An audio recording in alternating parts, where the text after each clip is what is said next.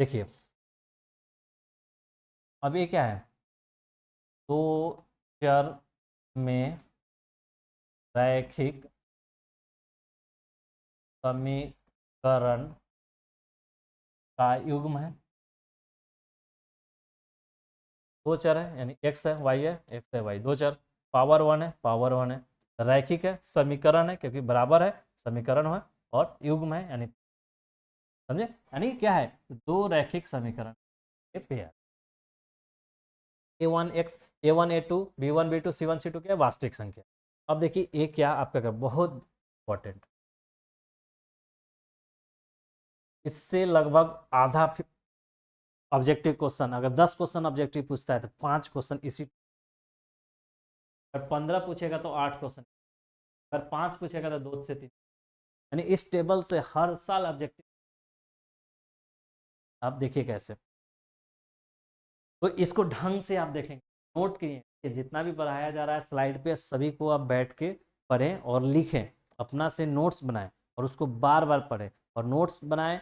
इसके बाद ऑब्जेक्टिव का जो वीडियो आता है उसको देखिए, सारा ऑब्जेक्टिव बना ले, सब्जेक्टिव का देख के सारा सब्जेक्टिव बना ले, तो बार बार पढ़े, आपको मैथ में आप हीरो से हीरो बन जाएंगे, गारंटी।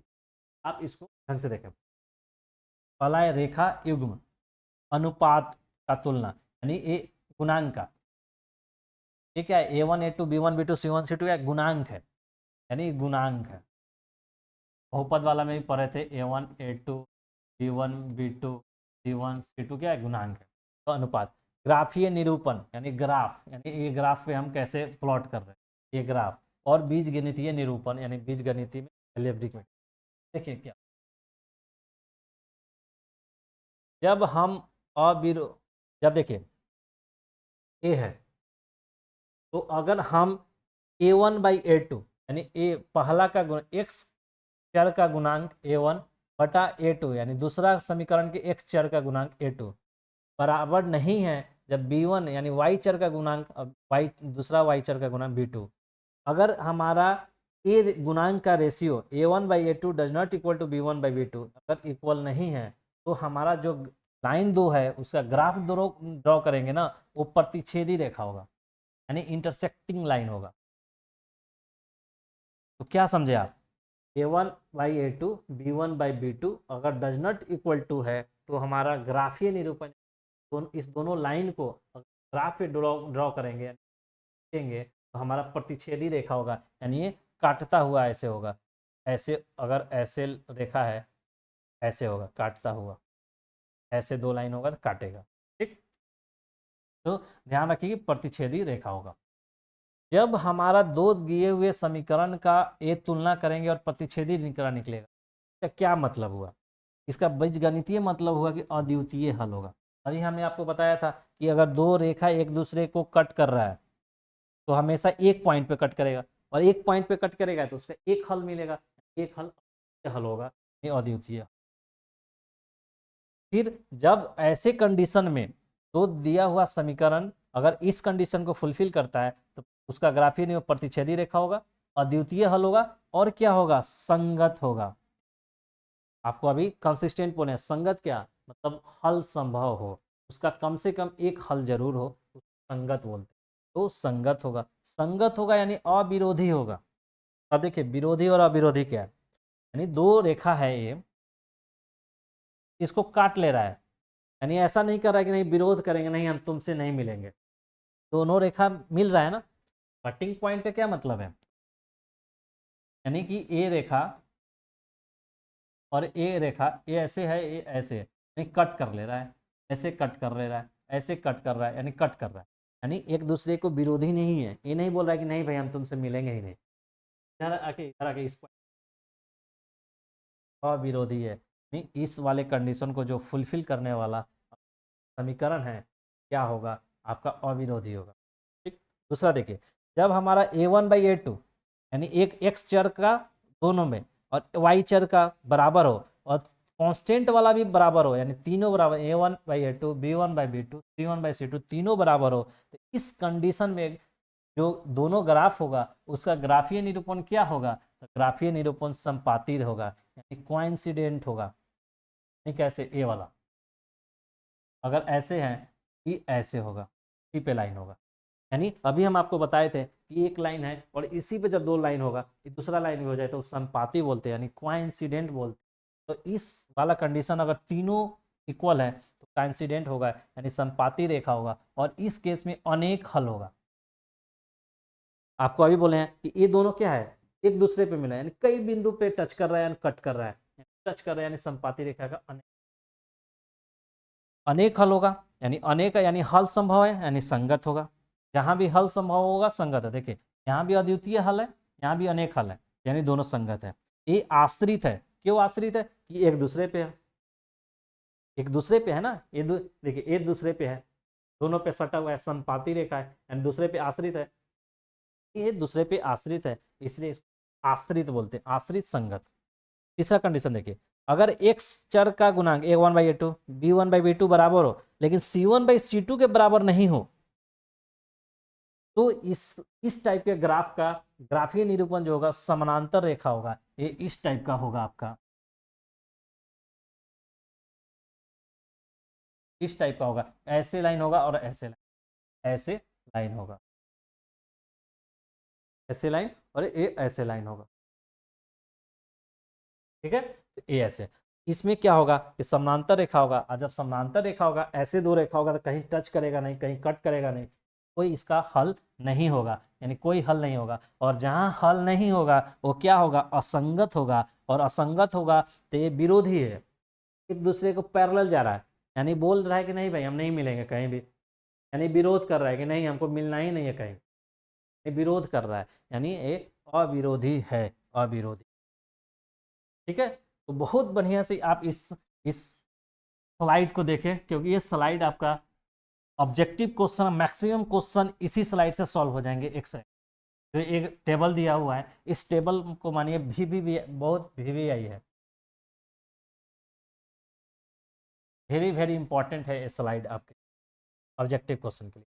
तो हमेशा ध्यान रखिए कि ये दो इक्वेशन आपको दिया हुआ रहेगा, रैखिक समीकरण युग्म, और x के बगल वाले को a1 बोलेंगे, x के बगल वाला दूसरा का a2 बोलेंगे, y के बगल वाले को b1 और y के बगल वाले b2 और c1 c2। और हमेशा ध्यान रखेंगे जो हमारा व्यापक रूप है, यानी जनरल फॉर्म जो है हमारा, वो हमेशा प्लस में है, वो चिन्ह मतलब साइन का आप प्रॉपर ध्यान रखेंगे ताकि गलत ना हो, क्योंकि यहाँ पे साइन का ध्यान नहीं रखेंगे तो गलत हो जाएगा। अगर मान के चले a1/a2 लिख रहे हैं, अगर माइनस छूट गया तो डज नॉट इक्वल टू मान लीजिएगा, जबकि इक्वल होना चाहिए। ठीक है, तो साइन का ध्यान प्लस है।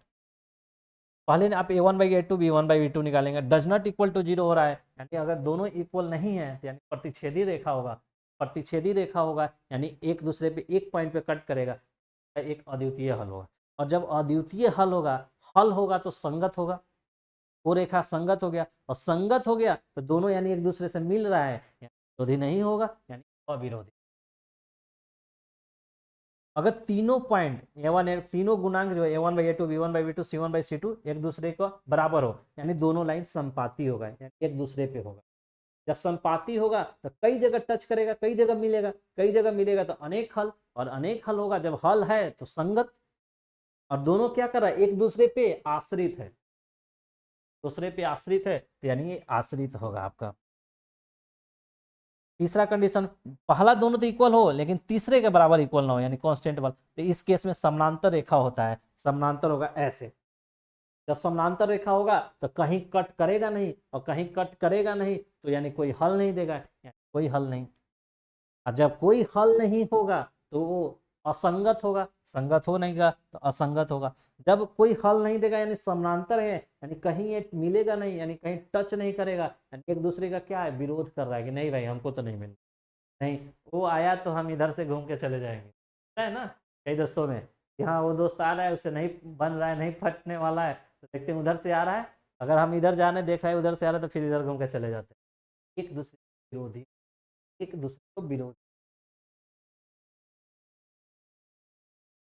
ध्यान रखिएगा, एक कंडीशन दिया रहेगा तो एक चीज, तो एक आपका ये पूछ सकता है, एक ये दूसरा चीज पूछ सकता है, ये तीसरा चीज पूछ सकता है, और ये चौथा चीज। इसी टेबल में आपका दो लाइन दिया हुआ रहेगा, तो किसी क्वेश्चन में पूछेगा कि दिए हुए समीकरण युग्म का ग्राफीय निरूपण बताइए, ऑप्शन में दे देगा, प्रतिच्छेदी रेखा, समांतर संपाती रेखा, समानांतर रेखा, इनमें से कोई नहीं। यही दोनों ग्राफ में लाइन दिया हुआ रहेगा, यानी समीकरण दिया हुआ रहेगा, पूछेगा इसमें से बताइए कि कौन सही है। दिए हुए समीकरण युग्म का अद्वितीय हल होगा, अनेक हल होगा, कोई हल नहीं होगा, या एक से अधिक हल होगा। दिए हुए समीकरण युग्म में बताइए कि इनका कौन संगत है या असंगत है। इनका क्या होगा, यानी संगत होगा, असंगत होगा, संगत असंगत दोनों होगा, कहा नहीं जा सकता। इसी में इक्वेशन समीकरण दिया रहेगा, समीकरण युग्म का बताइए कि दोनों समीकरण जो दिया हुआ है अविरोधी है या आश्रित है या विरोधी है या क्या है। देखें 1 2 3 4, आप एक क्वेश्चन में 4 क्वेश्चन। देखिए एक सॉल्यूशन देखिए,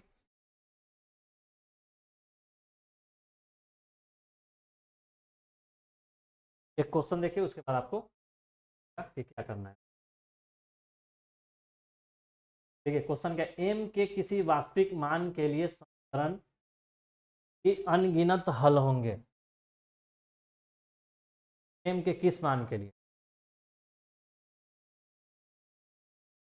तो देखिए क्या है, यहाँ पे क्या है, m -1 x +2y -2 equal to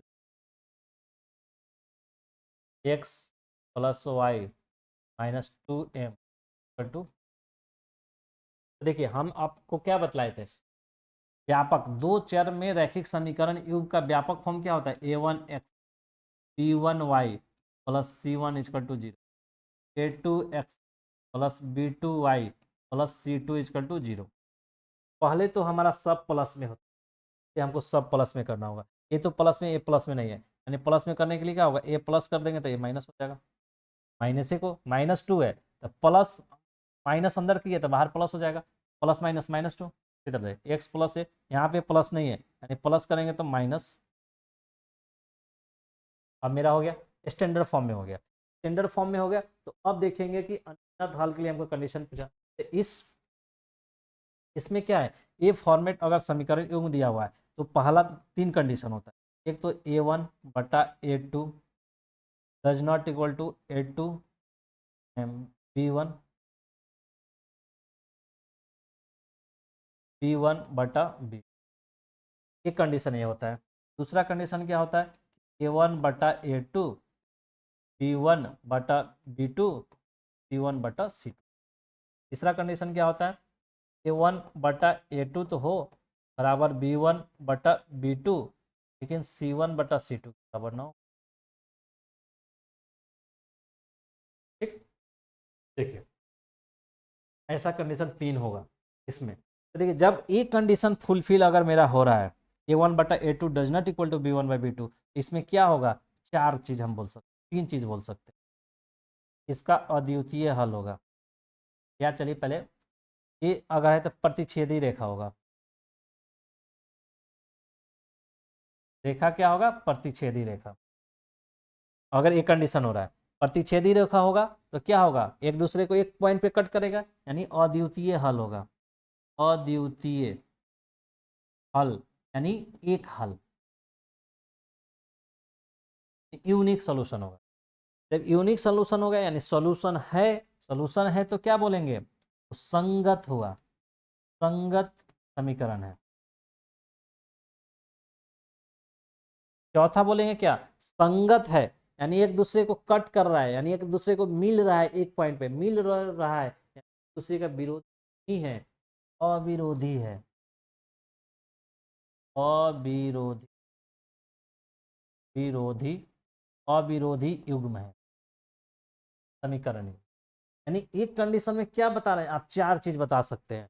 तो 2 इक्वेशन समीकरण युग्म दिया रहेगा आपसे, एक कंडीशन में हम 4 चीज, तो हम पहले चेक करेंगे एक कंडीशन। अगर एक कंडीशन सेटिस्फाई हो रहा है यानी संतुष्ट हो रहा है तो हम ये सब बता सकते हैं कि ये प्रतिच्छेदी रेखा है, अद्वितीय हल होगा, संगत समीकरण, अविरोधी। जब ए है, इसमें है तो क्या करेंगे, इसमें है तो तीनों इक्वेशन है तो क्या बताएंगे कि संपाती रेखा है, यानी कोइंसिडेंस है, एक दूसरे पे है, संपाती रेखा है। ठीक है, संपाती रेखा है तो फिर क्या करेंगे, अनेक हल होगा, अनेक हल है। फिर अनेक हल है एक दूसरे पे है तो क्या है? आश्रित है, और हल है तो क्या है? संगत है। इसमें विचार, जब ई इक्वेशन को सॉल्व सेटिस्फाई करेगा तो इसमें क्या बोलेंगे? समानांतर रेखा है। समानांतर रेखा है, यानी कट नहीं कर रहा है कहीं, तो यानी कोई हल नहीं है। कोई हल नहीं है तो क्या है? असंगत है। असंगत है और एक दूसरे का विरोधी है, कि कहीं मिलना नहीं चाह रहा है, विरोधी है। ये तीन चीज हमेशा याद रखिएगा, तो ये बनेगा। तो देखिए यहाँ पे क्या पूछ रहे हैं? अनगिनत। अनगिनत हल कहाँ निकलता है? हमको अनगिनत हल यहाँ पे निकलता है। इस कंडीशन को हमको फुलफिल कराना होगा।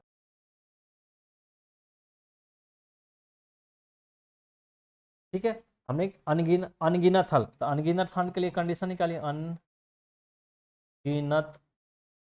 हल, अनगिनत हल के लिए क्या निकलेगा कंडीशन? a1/a2 बराबर b1/b2 बराबर c1/c2। यही तो कंडीशन बोलता है। तो देखिए कंडीशन क्या है? a1 क्या है?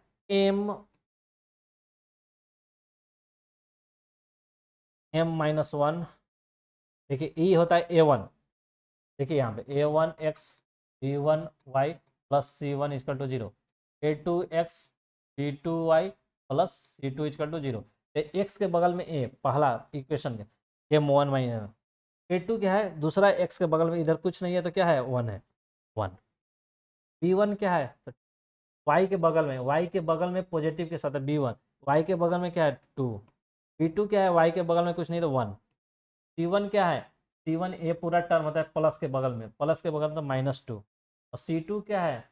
-2m।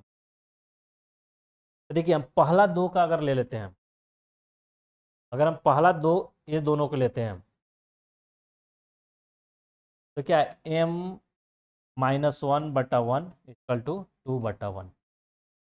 तो क्या करें? क्रॉस मल्टीप्लीकेशन करेंगे। ई इधर से जाएगा तो क्या होगा? m-1, और इधर हो जाएगा तो 2, यानी m बराबर क्या निकलेगा? 2, माइनस में है तो उधर जाएगा तो +1, यानी m बराबर 3।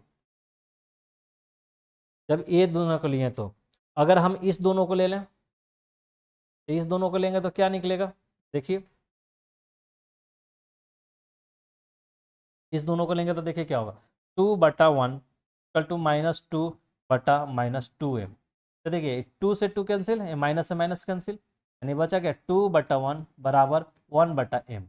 अब इधर क्रॉस मल्टीप्लीकेशन, इधर जाएगा तो ये 2m, और इधर जाएगा तो 1, यानी m इजकल टू 1/2। यानी क्या देख रहे हैं आप कि m बराबर एक बार 3 आ रहा है और m बराबर एक बार 1/2 आ रहा है। m के किसी वास्तविक मान के लिए समीकरण युग्म के अनगिनत हल होंगे क्या? अनगिनत हल नहीं होंगे, क्योंकि m का एक वैल्यू नहीं है। एक बार 3 आ जा रहा है और एक बार 1/2 आ रहा है, तो क्या संभव है कि m एक ही बार रखेंगे तो 1/2 भी 1/2 रख दें और एक बार 3 रख दें? कोई एक वैल्यू आना चाहिए, एक अनेक वैल्यू आ रहा है। वास्तविक संख्या का अनगिनत हल, कोई ऐसा वास्तविक संख्या नहीं है तो अलग अलग वैल्यू आ रहा है। कहीं 3 आ रहा है, वहां 3 आ जाता तो बोलते ऐसा हो गया। इतना के आलेख खींचे। देखिए आपने अभी ग्राफीय विधि से पढ़ा था, अगर ग्राफ खींचना है आपको, आलेख खींच। देखिए ग्राफ खींचने का क्या तरीका होगा?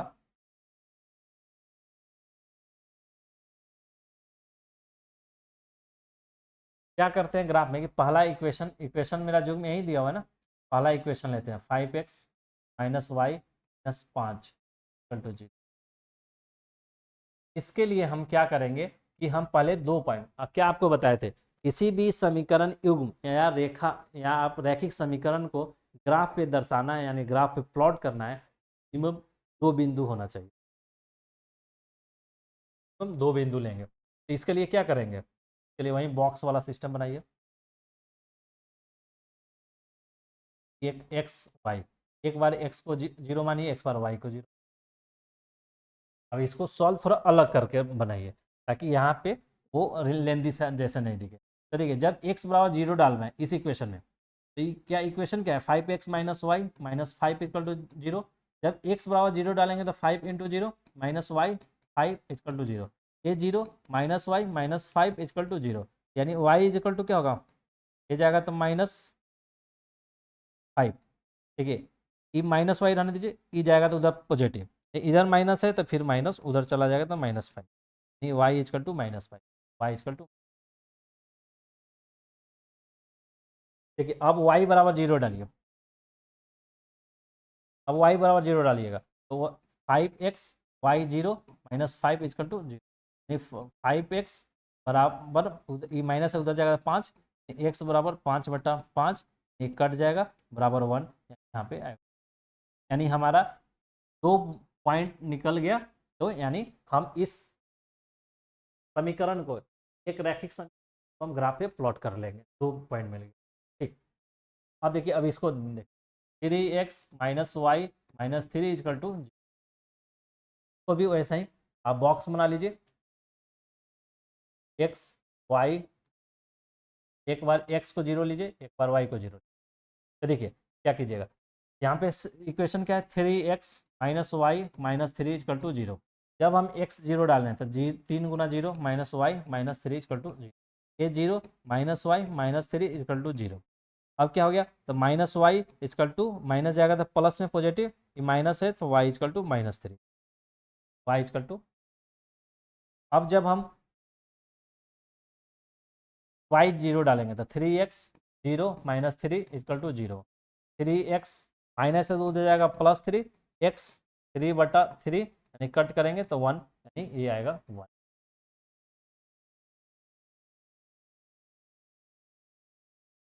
देखिए क्या किए, एक बार ये इक्वेशन था, एक बार ये इक्वेशन दिया हुआ था, समीकरण दिया हुआ था, दोनों समीकरण से हम दो दो पॉइंट निकालने हैं पर, देखिए जब x डालें इसमें तो हमें आ रहा है y बराबर -5 निकला, जब y 0 डालें तो x बराबर 1 निकला, इसमें x 0 डालें तो y इक्वल टू -3 निकला, और जब इसमें y 0 डालें तो आपका 1 निकला। ठीक है, अब देखिए अब आपको ग्राफ ड्रॉ करना,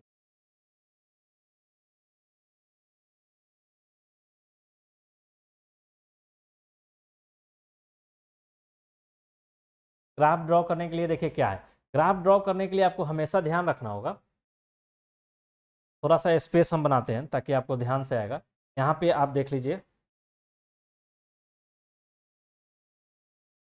इसके लिए यहाँ पे है और इसके लिए यहाँ पे है, 5x - y - 5 इक्वल टू 0 के लिए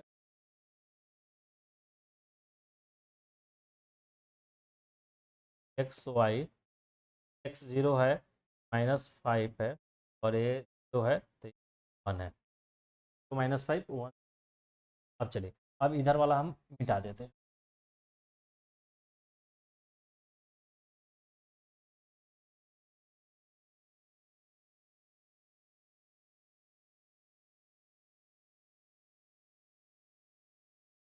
अब देखिए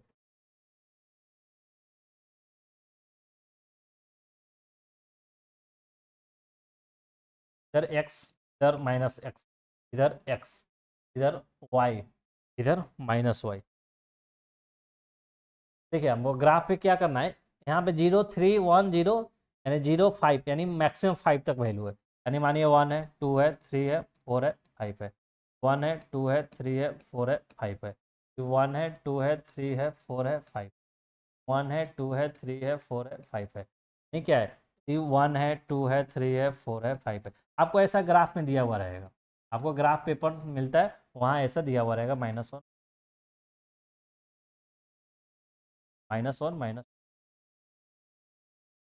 ये आपको ऐसा ग्राफ में रहेगा तो आपको, अब देखिए इसका हम ग्राफ ड्रॉ कर रहे हैं, x 0 है यानी x 0 यहाँ पे होता है, y क्या है -3, y कहाँ है यहाँ पे -3, ये 1 है 2 है 3 है यहाँ पे, हम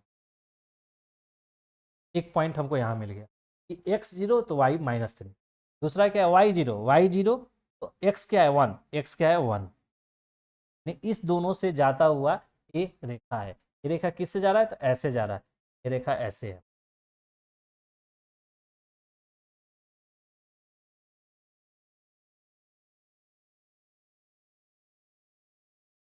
इससे रेखा जा रहा है, ये रेखा ऐसे जा रेखा है, ये कौन सा रेखा है, ये वाला, अभी इसको ड्रॉ कीजिए, तो x 0 है, x 0, y क्या है -5, y -5 यहाँ पे है, y 0 तो x क्या है 1 यहाँ पे है, यानी a और एक दो पॉइंट है जिससे लाइन जा रहा है, ये मेरा a लाइन ऐसे,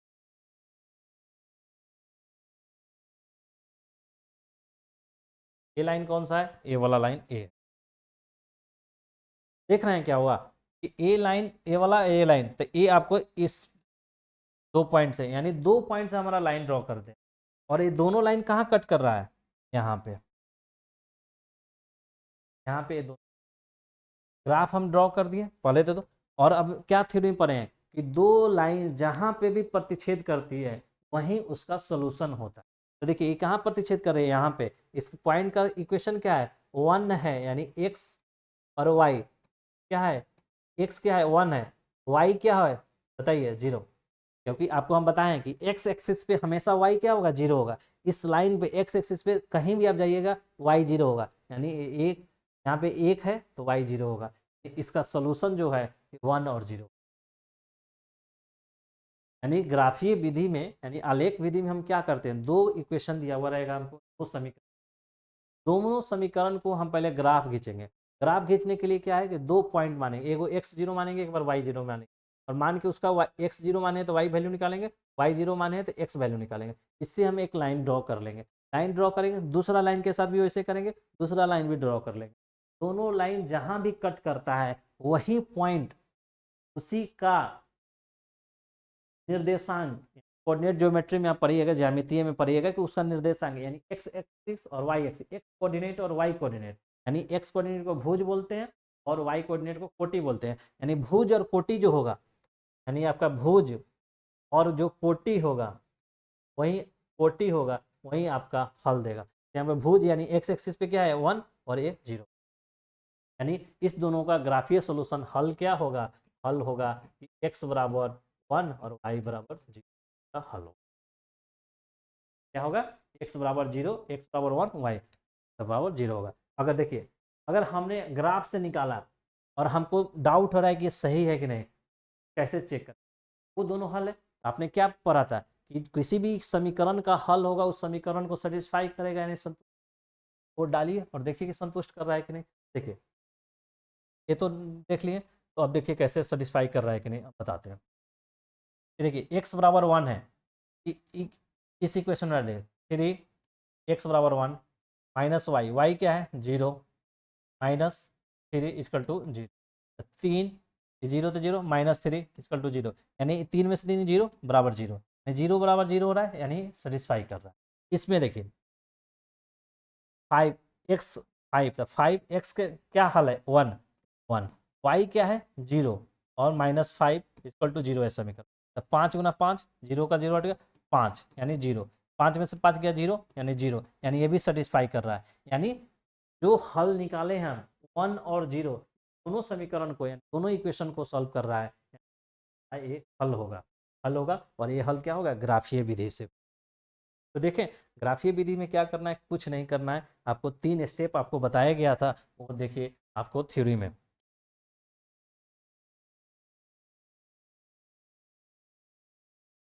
देखिए क्या बताए थे, ग्राफीय विधि में क्या करना था, दोनों समीकरणों को ग्राफ पे प्लॉट, यानी दोनों दिया हुआ था, दो समीकरण देखें हम ग्राफ पर प्लॉट किए, रेखाओं का प्रतिच्छेद, प्रतिच्छेदन बिंदु हमने निकाले थे।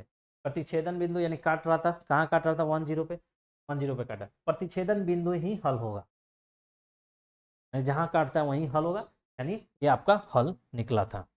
तो यही जो क्या हुआ आपका स्टेप, मानिए कि आपका इस ग्राफी विधि का स्टेप 1 है, स्टेप 1 है, स्टेप 2 है और स्टेप 3 है, 3 स्टेप में आपका सोल्यूशन निकलेगा ग्राफी विधि से।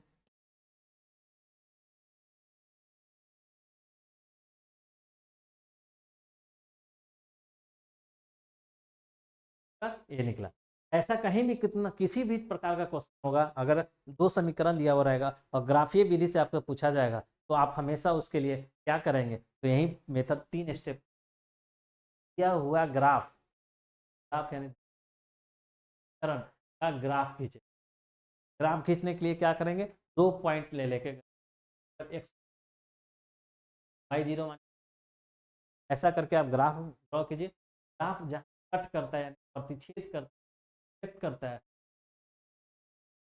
का निर्देशांक लेंगे भुज और y एक्सिस वो निकालेंगे और वही हल होगा। क्रॉस चेक है समीकरण है कि नहीं, कर जाता है तो क्रॉस चेक कर। 5 मार्क्स का है, और 5 मार्क्स रहना पड़ेगा, नहीं तो अगर इसमें गलत होगा तो आपका 5 का 5 मार्क्स। देखिए पिछला वाला क्या था, ग्राफीय विधि था।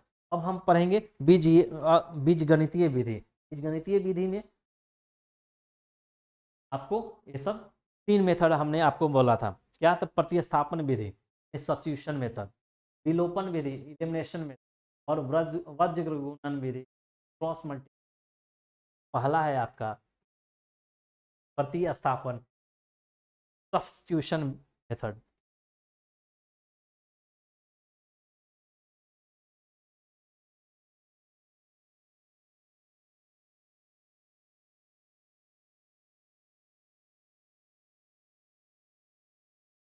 देखिए प्रतिस्थापन विधि यानी आपका क्या दिया हुआ रहेगा, इक्वेशन इक्वेशन आपका दिया हुआ रहेगा a1x b1y plus c1 equal to 0, a2x plus b2y plus c2 equal to 0। ये दो समीकरण युग्म आपको दिया हुआ रहेगा, और उसको आपको अंकगणितीय बीज यानी बीजगणितीय विधि से सॉल्व करने दिया हुआ रहेगा। लिखेगा दिए हुए समीकरण प्रतिस्थापन विधि द्वारा हल करें। तो आपको मान लेना है कि प्रतिस्थापन विधि। देखिए इसमें कितना चरण है, 1 चरण, 2 चरण, 3 चरण, 4 चरण, 4 चरण में इससे हल निकाल। एक समीकरण को ये दिया हुआ है, एक समीकरण ये है और दूसरा समीकरण है। किसी एक समीकरण को चुनना है और एक चर का मान दूसरे चर के संदर्भ में अर्थात x के संदर्भ में y ज्ञात करना है। एक चर का मान दूसरे चर के साथ, जैसे देखिए ये 5x प्लस 2y प्लस 1 है, तो एक चर का मान दूसरे चर में निकालना है, यानी x का मान निकालिए y के टर्म में, तो 5x को इधर आने दीजिए और इस सबको उधर भेज दीजिए, -2y -1, ये प्लस में तो उधर जाएगा तो माइनस में। अब देखिए x बराबर क्या हो जाएगा, -2y -1, और इधर गुना में है तो इधर भागा में आएगा, यानी x बराबर आपका निकला -2y -1/5। बोल रहा है कि एक एक समीकरण को चुना, एक को चुना, चर का मान संदर्भ में निकालना है, आपको ये निकालना। फिर दूसरे समीकरण में y के परिकलित मान को x पदों में स्थापित करना है। मान के चलिए इसके साथ हमको दूसरा इक्वेशन दिया रहता है कि 3x plus 2y minus 3 minus 5 equal to 0।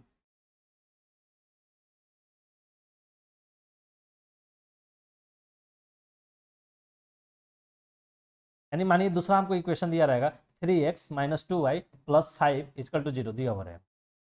तो अब बोल रहा है कि फिर दूसरे समीकरण में y के परिकलित मान को x के पदों में स्थापित करें, यानी x वाला जो है यहाँ पे हम डाल देंगे, यानी 3x का क्या है निकला हुआ है -2y -1/5, यानी मानिए अगर यहाँ पे 5x मान लेते हैं, यहाँ 5 रहेगा, -2y प्लस 5 इक्वल टू 0। अगर ये 5 5 कैंसिल हो जाएगा तो बचेगा क्या, -2y -1 -2y plus 5, -2y -2y -4y -1 और प्लस 5 इक्वल टू 0, तो -4y और इधर बचेगा 4 इक्वल टू 0। वाई इधर रहेगा तो इधर ही जाएगा तो -4, और -4 गुना में आता है -4 भागा में आएगा तो ये कट जाएगा यानी 1, तो ये y बराबर 1 आ गया। पहला में क्या करना है, किसी एक समीकरण को चुनना है, इसमें उसका एक चर का मान दूसरे चर के संदर्भ में, एक्स का मान वाई के संदर्भ में निकाला था, आप वाई का मान एक्स के संदर्भ में भी निकाल सकते हैं। फिर दूसरे समीकरण में वाई के परिकलित एक्स जो निकाले थे हम, दूसरा समीकरण ये था, ये मान लीजिए पहला समीकरण है, दूसरा समीकरण में डालें और हम y का वैल्यू निकालें। अब देखिए तीसरा स्टेप, अब इस रैखिक समीकरण को x के पदों में हल करें, केवल एक चर है। तो देखिए यहाँ पे क्या निकला था, सिर्फ y x का निकाले थे तो y में है, तो सिर्फ y में है तो y को लिए सॉल्व कर लिए। दिए गए समीकरण में x के परिकलित मान को प्रतिस्थापित करें और y का मान ज्ञात करें। अगर y में अगर x में रहता तो हम y का निकालते, y में आ गया तो मेरे x का निकालेंगे। नहीं, इस मेथड में कुछ नहीं करना है, मेथड में क्या करना है, दिए हुए समीकरण युग में एक समीकरण को चुन, जैसे एक्स वाई का चर है, एक्स का वैल्यू वाई के टर्म में निकाल लीजिए, वाई का वैल्यू एक्स के टर्म में निकाल, जो एक्स निकाले दूसरे समीकरण में डाल दीजिए, वहाँ x में इक्वेशन बनेगा, y में बनेगा। और आप जानते हैं एक अज्ञात और एक समीकरण, तो सॉल्व हो जाएगा। फिर सॉल्व कर लीजिए, x या y का वैल्यू निकलेगा, उसको दूसरे किसी अगर निकालें तो y निकालें तो, और फिर वैल्यू आ जाएगा। देखिए एक इक्वेशन देखिए तो आपको समझ क्लियर आ जाएगा। देखिए समीकरण एक इतना दिया हुआ कि हल निकाले, यहाँ पे आपको प्रतिस्थापन विधि लगाना है। तो देखिए क्या है, हमारा दिया हुआ equation 8x plus 5y minus 9 equal to 0। तो मान लीजिए इक्वेशन 3x है plus 2y minus 4 equal to 0। कोई मानिए इक्वेशन, किसी भी समीकरण को आप चुनिए। तो हमने समीकरण एक ले लिया, हमने समीकरण एक लिया। एक क्या है, 8x plus 5y minus 9 equal to 0। अब इसको पहला स्टेप देखिए क्या था। पहला स्टेप था किसी भी एक समीकरण को चुनना और एक चर का मान दूसरे चर के संदर्भ में निकालना है। यानी एक चर, यानी क्या चर है, यहाँ पे एक चर है, वाई चर है। या तो x के वैल्यू y में निकालिए, y का वैल्यू x में निकालिए। हमें x का वैल्यू निकाल रहे हैं, मानिए 8x, इसको उधर ले जाएंगे तो देखिए प्लस में तो माइनस में जाएगा, माइनस 5y, माइनस में उधर जाएगा था प्लस में। और फिर देखिए x बराबर ये माइनस 5y प्लस 9 और बटा 8 में गुना है तो 8 भागा होगा। यानी हम निकालेंगे क्या, x में निकल गया। आप इसको y में भी निकाल सकते हैं। y में कैसे निकालें, देखिए अगर 8x plus 5y minus 9 equal to 0, तो आप 5y को इधर आने दीजिए, इसको उधर ले जाइए तो माइनस 8x और माइनस है तो प्लस 9, y इजकल टू हो जाएगा माइनस 8x प्लस 9 बटा 5। देख रहे हैं यहाँ x में निकला, यहाँ y में निकला।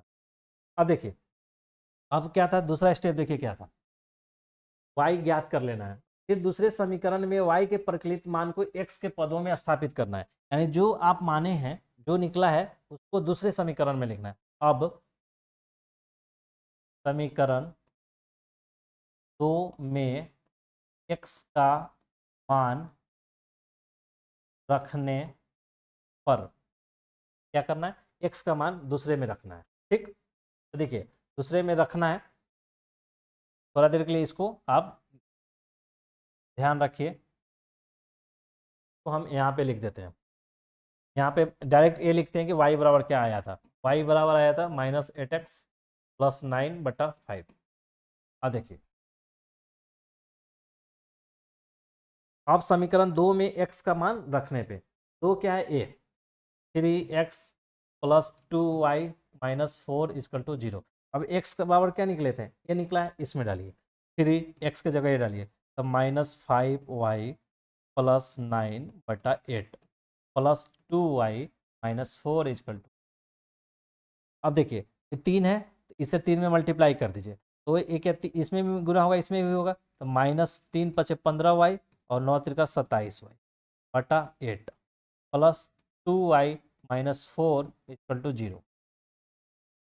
अब देखिए अब क्या करना, अब इधर इधर कुछ नहीं है तो 1 है, इधर कुछ नहीं है तो 1 है। तो अब ऐसे कीजिए, इसको एलसीएम ले लीजिए। 8 का क्या होगा, 8 पूरा ये 8 हो जाएगा, ये 8 से 8 कटेगा एक मरतबा, यानी पूरा का ये लिखाएगा एज इट। 1 से 8 में कीजिएगा तो 8 मरतबे, यानी 8 दूना 16y माइनस 1 से करिएगा 8 में तो 8 8 चौको 32 इक्वल टू 0। ठीक, अब देखिए क्या, अभी एक जाएगा इधर गुना होगा और तो ये 0 हो जाएगा, यानी बचेगा मेरा ये minus 15y plus 27 plus 16y minus 32 equal to 0। अब देखिए क्या करना है, इधर हम मिटा रहे हैं, मेरा निकल के आया है आपका minus 15y plus 27 plus 16y minus 32 equal to 0। अब देखिए ये y और ये y आप बहुपद में पढ़े थे कि समान जोड़ घटाव समान पदों वाले समान चर वाले पदों क्या होता है, यानी यहाँ पे y है तो इन्हीं का जोड़ घटाव होगा। तो 15y है 16y है, 16y में से 15y चल जाएगा तो क्या बचेगा y, और ये 27 है, ये 32 है। 32 में 27 में माइनस 32, 32 में से 27 चला जाएगा तो कितना बचेगा? 5 बचेगा। और माइनस में तो माइनस इक्वल टू 0। यहाँ पे y इधर जाएगा तो 5, यानी y बराबर 5 निकल, नहीं y बराबर 5 निकल गया। तो अब क्या करेंगे? अब y का मान किसी भी दिए हुए समीकरण में डाल देंगे। समीकरण 1 में डाल दीजिए, चाहे 2 में भी डाल दीजिए, आपको जिसमें मन करे उसमें डाल दीजिए। तो देखिए समीकरण 1 में, समीकरण 1 में y बराबर 5 रखने पे, y बराबर 5 रखेंगे तो क्या है? 8x 5, 5 Guna 5 minus 9 equal to 0। 8x ये होगा 25 माइनस 9 इक्वल टू 0। 8x 25 में से 9 गया, क्या हो जाएगा? 16 इक्वल टू 0। अब 16 हो गया तो 8x बराबर माइनस 16 होगा, तो x बराबर क्या होगा? माइनस 16/8 होगा, ये कटेगा तो माइनस 2 होगा, यानी x बराबर माइनस 2।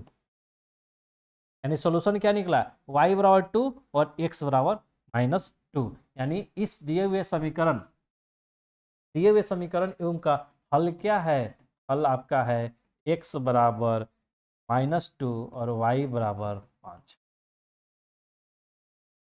ठीक है, देखिए जो भी इस टाइप का क्वेश्चन बनाइए, जो हल निकला उस पर एक बार डाल के चेक कर लीजिए। देखिए x बराबर -2, तो इसमें डालिए 8 -2 प्लस 5, y क्या है? तो 5 गुना 5 माइनस 9 इक्वल टू 0। 8 दूना 16 माइनस 16, 50 25, देखिए ना, -16 -9 -25 और प्लस 25 इक्वल टू 0। -25 प्लस 25 0 बराबर 0, सेटिस्फाई। पहला इक्वेशन को तो सेटिस्फाई कर गया, तो फिर दूसरा इक्वेशन को भी सेटिस्फाई करेंगे, क्योंकि युग्म का हल तभी होगा जब दिया हुआ हल दोनों को सेटिस्फाई करे।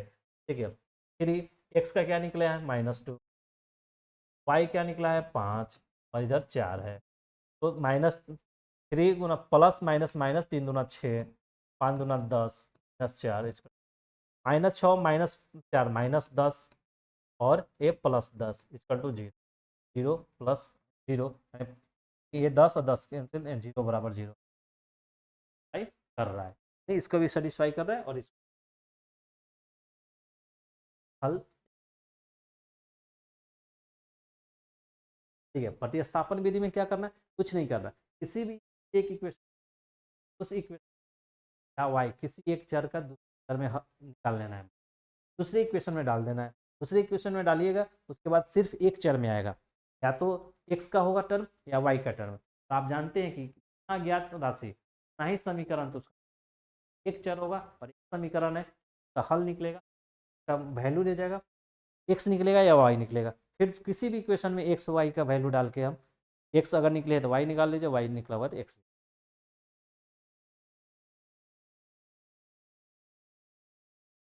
वो देखिए वो क्या था? प्रतिस्थापन विधि। ये क्या है? विलोपन विधि। देखिए विलोपन विधि में क्या है? इस विधि में किसी एक चर को हटाकर समीकरण को हल किया जाता है। नहीं, देखिए इसका नाम ही है विलोपन, यानी एक को विलुप्त कराना है हमको। ठीक है, विलुप्त कराना। इसमें भी चरण 4 है। दोनों समीकरणों को ऐसी संख्या से गुना करें कि किसी चर का गुना बराबर हो जाए। तो क्या होता है? दो समीकरण क्या होता है? X plus b y plus c one equal to 0, a2x b2y plus c2 equal to 0। दोनों समीकरणों को ऐसी संख्या से गुना करें, किसी एक चर का गुणांक, यानी गुणांक क्या है? ये चर है, ये चर है, ये चर है, चर, इसका गुणांक क्या है? ए वाला। इस तरह से दोनों समीकरणों में कुछ ऐसा संख्या से गुना करिए, या तो x का गुणांक सेम हो जाए या y का गुणांक सेम हो जाए।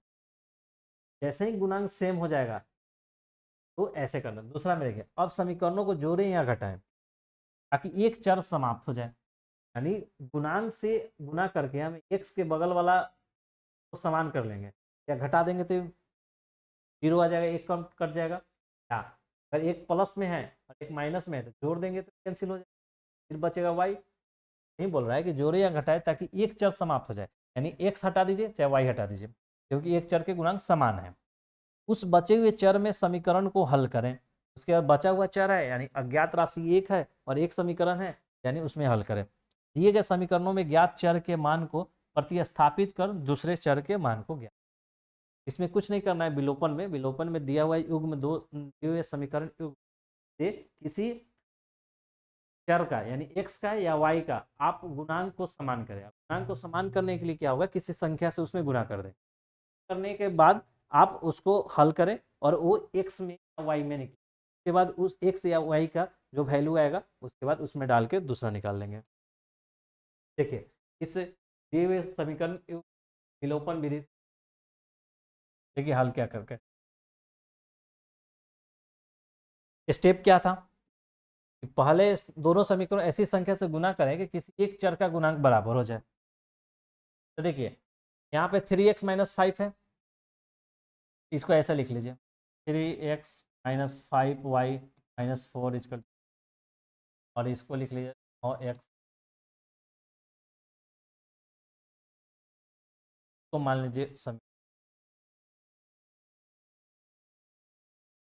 अब देखिए अब बोल रहा है कि किसी दोनों समीकरण में ऐसे संख्या से गुणा कीजिए ताकि कोई चर यानी x या y का गुणांक को सेम हो जाए। तो देखिए यहाँ पे 3 है और यहाँ x का गुणांक 3 है और x का गुणांक 9 है, y का गुणांक 5 है और y का गुणांक 2 है।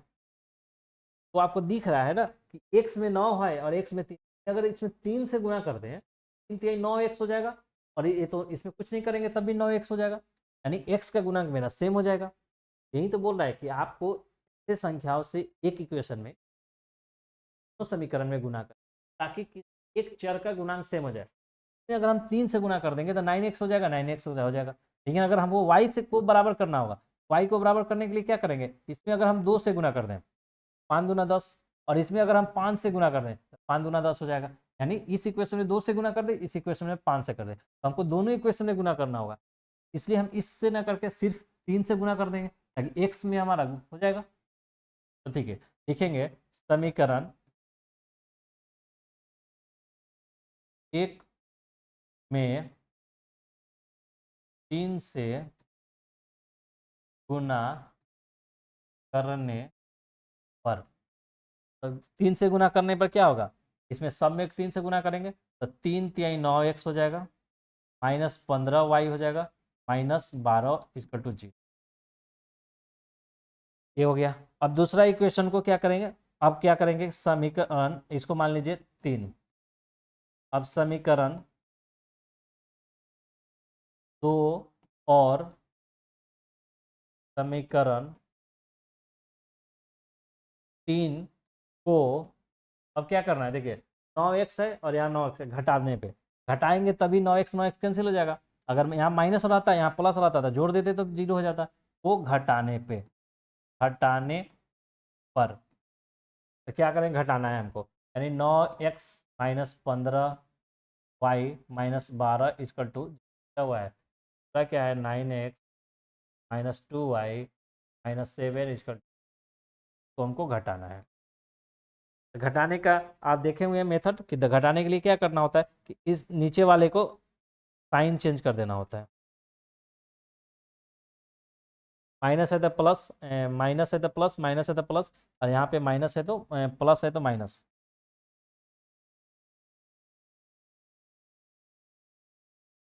माइनस। अब देखिए अब क्या करना है, 12 में से 7 जाएगा, 12 में से 12 माइनस में है 7 प्लस में है, तो 12 में से 7 किया जाएगा तो क्या 5 बचेगा और माइनस ज़्यादा है तो माइनस बचेगा। अब देखिए 15 माइनस में है और 2 जो है प्लस में है,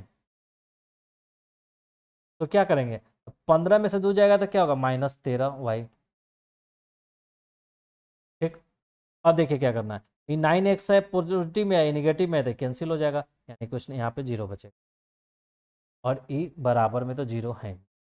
क्या देख रहे हैं यहाँ पे -13y माइनस 5 इजकल टू 0 बच रहा है, ये y इज इक्वल टू इधर जाएगा तो 5 बटा माइनस y बराबर -5/13, यानी आपका y बराबर -5/, एक सोल्यूशन y निकल गया। तो y निकल गया तो x कैसे निकालेंगे, अब y को किसी भी एक इक्वेशन में मान डाल देंगे। देखिए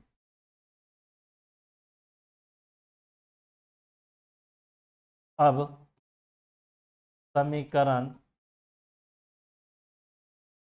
1 में y बराबर -5/13 रखने पर, देखिए ये सब लिख दीजिएगा तो आपको फुल मार्क्स मिलता है। अगर नहीं लिखिएगा तो आपका आधा 1 मार्क्स कट जाएंगे। ये लिखिए समीकरण 1 में y बराबर इतना रखने पे, तो समीकरण 1 क्या था, 3x - 5, y की जगह पे क्या लिखना है, -5/13, -4 = 0। अब इसको सॉल्व कीजिए, 3x, अब देखिए माइनस, इसको गुना करना है तो माइनस माइनस क्या होगा प्लस, 5 ऊपर गनेगा 50 25/13 -4 = 0। अब देखिए 3x तो रहेगा, अब इस दोनों को आपको सॉल्व करना है। तो क्या करना है, 13 है बट्टा पे कुछ नहीं है 1, यानी प्लस 13 का 1 का एलसीएम 13 करेंगे, 13 कम 13 यानी 25, और माइनस 1 में 13 से करें 13, और 13 चौका 52 = 0। अब देखिए 3x प्लस 25 और 52 है, तो 25 में 52 जाएगा तो कितना बचेगा, तो 25 में 52 आप घटा लीजिए, बाहर घटा लीजिए अगर नहीं आता है किन्हीं को तो, 12 में से 5 गया 7, और 5 हो गया 4 में से 2 गया 27, तो क्या -27/13, ठीक, -27/13। अब देखिए अब क्या है 3x, ये देखिए ये प्लस में है ये माइनस में है तो माइनस हो जाएगा, यानी -27/13। अब देखिए 3x, और ये उधर जाएगा तो माइनस में है तो प्लस हो जाएगा 27/13। अब x बराबर क्या हो जाएगा 27/13, और ये 3 गुना में है तो उधर जाएगा तो 1/3 भागा में 3। अब देखिए 3 9 27, यानी x बराबर 9/13 x का वैल्यू निकला। x बराबर क्या निकला, x बराबर निकला 9/, तो नीचे क्या लिखेंगे, नीचे हम ये सब करने के बाद नीचे लिख देंगे कि ऐसे लिख देंगे तो बेहतर होगा और आपको फुल में दिए हुए समीकरण युग्म का हल x बराबर 9/3 और y बराबर -5/, और इसको आप बॉक्स में दिए हुए समीकरण युग्म का हल होगा, और ऐसे x बराबर 9 y बराबर माइनस, बॉक्स बना, डायरेक्ट टीचर देखेगा ऊपर से डायरेक्ट उसको दिखेगा हाँ x बराबर 9 आया, क्वेश्चन सही होगा तभी आंसर आया होगा। ऐसे एक क्लियर विजिबल होता है, विजिबल होता है तो सबका बढ़िया मिलता, कटेगा नहीं। देखिए तो हमने प्रतिस्थापन पढ़ लिया, विलोपन पढ़ लिया, अब है एक तीसरा मेथड है कि आपका ब्रज गुणन विधि। तो देखिए ब्रज गुणन विधि में क्या है कि आपको इस टाइप का इक्वेशन, दो इक्वेशन आएगा समीकरण युग 1 और 2, a1x + b1y + c1 x + y + c। देखिए इसमें ये सब भी दिया हुआ है, ये सब से बस शॉर्ट में आप देखिए क्या करना है। इस वाले मेथड को आप यूज कर सकते हैं, ये वाले ड्रॉ को कैसे, देखिए दिए हुए मेथड को आप ऐसे लिखेंगे कि x y, और हमको x y का निकालना है, ऐसा निकलेंगे। तो देखिए जब x लिखेंगे, x के लिए क्या लिखेंगे, x जब लिखना है x का नीचे कुछ लिखना है, x को ढक लेंगे, क्या बचा मेरा b1, मेरा b1 b2 और बचा c1 c2, नहीं बचा ना। जब x में दो टर्म लिखना है तो b1 बचा b2 बचा c1/c2 बचा। अब y करेंगे तो y के लिए ढक लेंगे, y के लिए क्या बचा a1 a2, जब y ढक लेंगे तो क्या बचा a1 a2 c1 c2। तो देखिए c1 c2 लिखा हुआ है इधर, तो हम सिर्फ a1 a2 लिखेंगे, a1। अब देखिए 1 यानी कांस्टेंट वाला क्लिक, कांस्टेंट वाला क्लिक क्या लिखेंगे a1 a2 b1 b2। तो देखिए a1 a2 तो लिखा हुआ है यानी b1 b2 लिखा, ब्रज गुणन विधि में यही आपका ब्रज है और गुणन है। देखिए अब क्या करना है, अब इसको आपको ऐसे मल्टीप्लाई करना है, इसको ऐसे मल्टीप्लाई, इसको ऐसे मल्टीप्लाई करना है, इसको ऐसे मल्टीप्लाई, इसको ऐसे मल्टीप्लाई करना है, इसको, यही है ब्रज गुणन विधि। अब देखिए कैसे करना है, तो अब क्या होगा, x बराबर, पहले इसको करना है B1 C2, B1 C2 minus लगाना है B2 C1, B2 C1 बराबर y बराबर क्या होगा, C2 A1, C2 A1, C1 A2 minus C1 A2, और उसके बाद 1 बराबर क्या होगा, 1 A2 B1, A2 B1 minus A1 B2, A1,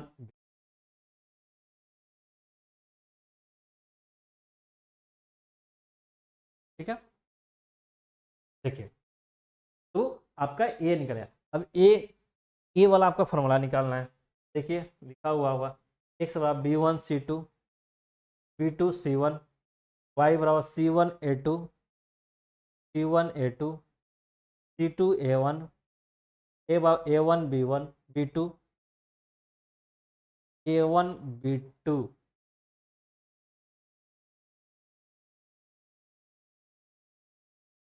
A1 C2, A1 B2, A1 B2,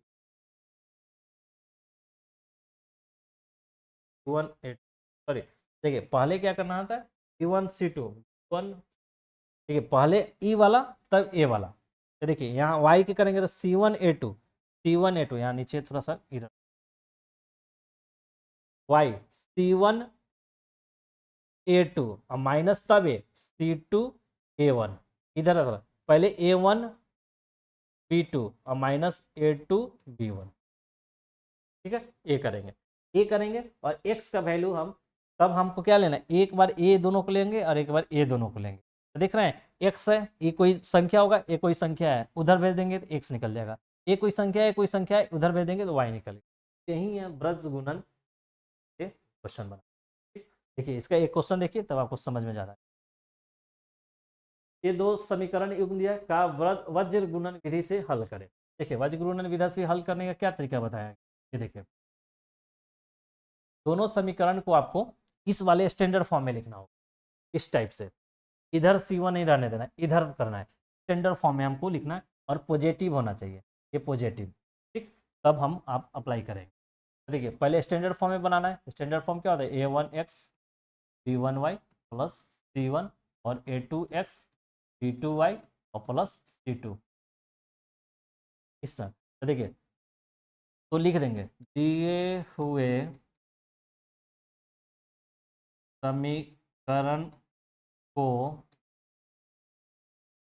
व्यापक या सामान्य रूप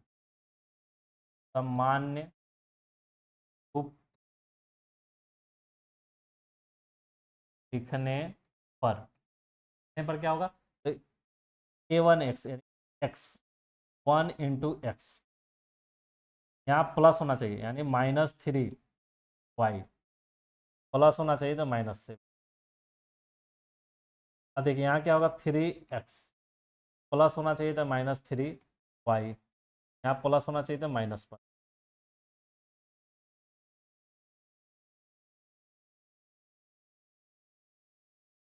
ठीक है, अब इक्वेशन 1 मानिए इक्वेशन। अब क्या गया लिखना है, यहाँ लिखना है वज्र गुणन विधि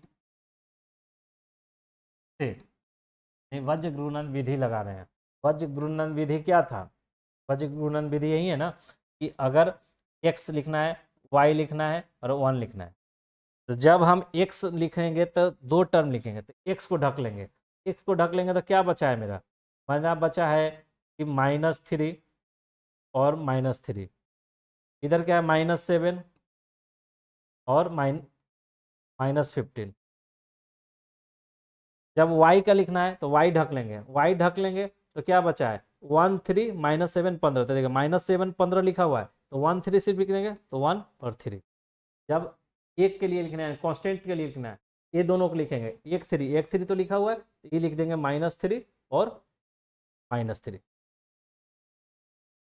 ये अब क्या करेंगे, इसको ऐसे करेंगे मल्टीप्लाई और इसको ऐसे करेंगे मल्टीप्लाई, इसको ऐसे करेंगे मल्टीप्लाई, इसको ऐसे करेंगे मल्टीप्लाई, इसको ऐसे करेंगे मल्टीप्लाई, इसको ऐसे करेंगे मल्टीप्लाई। ठीक, देखिए मल्टीप्लाई कैसे करें, लिखेंगे यहाँ पे x, पहले इसको मल्टीप्लाई करेंगे, -3 और -15 बगल में कर लेंगे, -3 गुना -15। तो देखिए माइनस माइनस क्या होता है प्लस, 3 15वां क्या होगा 45, यहाँ लिखेंगे 45 माइनस, माइनस देंगे तो ए वाला हो गया, तो अब इसके करेंगे, तो ए क्या है -3 गुना -7, माइनस माइनस प्लस और 7 तिरका 21, यानी 21 लिखेंगे -1।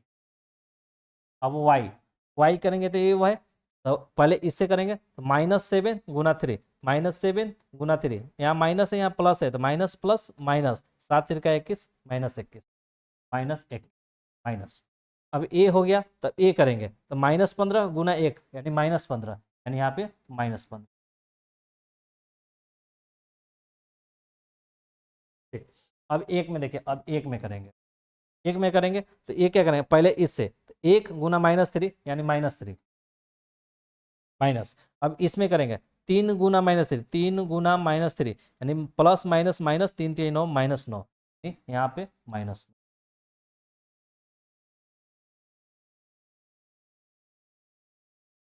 ठीक है, अब ये देखिए, अब देखिए ये क्या करना है, x बटा 45 में से 21 जाएगा क्या होगा, 5 में से 1 गया 4, और 4 में से 2 गया 2। इसी तरह y, देखिए ये -21 है, और माइनस माइनस प्लस हो जाएगा +15, 1 है तो -3 और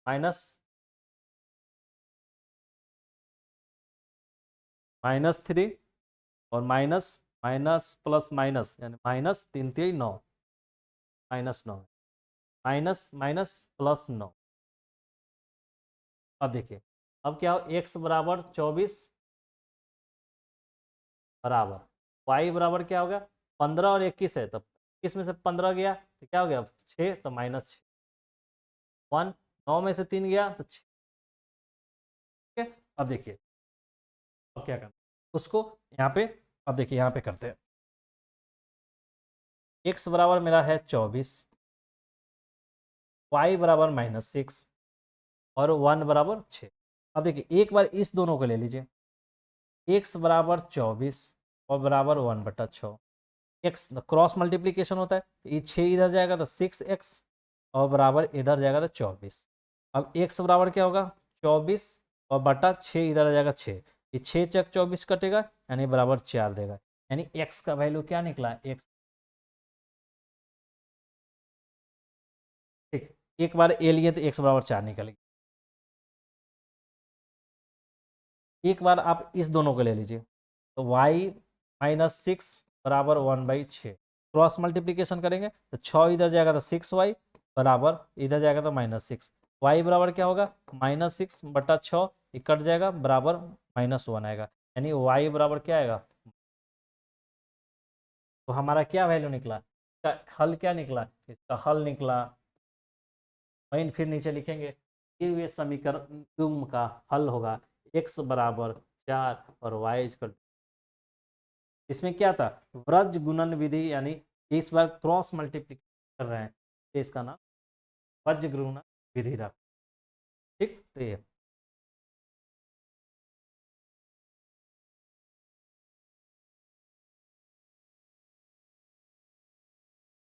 देखिए, दो चरों के रैखिक समीकरणों के युग में बदले जा सकने वाले समीकरण, कुछ इक्वेशन होगा जो आपको रैखिक समीकरण नहीं होगा लेकिन उसको बदला जा सकने वाला, वो प्रॉब्लम आएगा तो प्रॉब्लम आई प्रॉब्लम एक दो देख लेंगे।